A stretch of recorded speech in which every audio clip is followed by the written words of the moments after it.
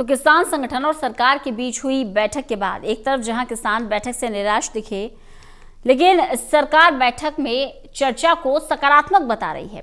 8 जनवरी को होने वाली बैठक में भी सार्थक बातचीत की उम्मीद सरकार को है।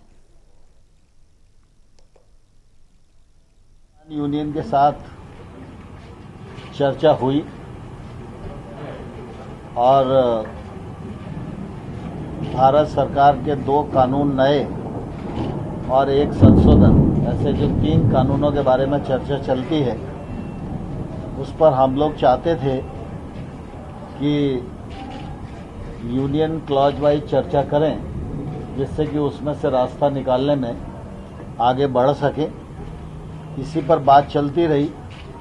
थोड़ा बहुत बात एमएसपी पर भी हुई, लेकिन आज हम कोई निर्णय तक नहीं पहुंच सके और इसलिए यूनियन और सरकार दोनों ने मिलकर तय किया कि 8 तारीख को पुनः 2 बजे बैठेंगे और इस चर्चा को आगे बढ़ाएंगे। जब इस प्रकार के विषय होते हैं तो निश्चित रूप से चर्चा के कई दौर करना पड़ते हैं। समस्या के कानूनी पहलुओं को भी ध्यान में रखना पड़ता है, पूरे देश को भी ध्यान में रखना पड़ता है।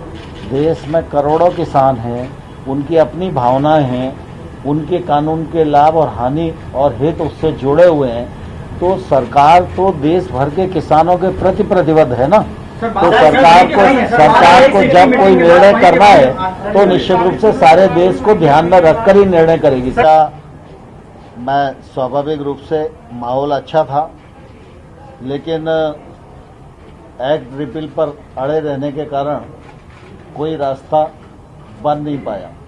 लेकिन मुझे आशा है कि जिस प्रकार की बातचीत आज हुई है, उस हिसाब से अगली बैठक में सार्थक चर्चा होगी और संभवतः हम लोग समाधान तक पहुंच पाएंगे।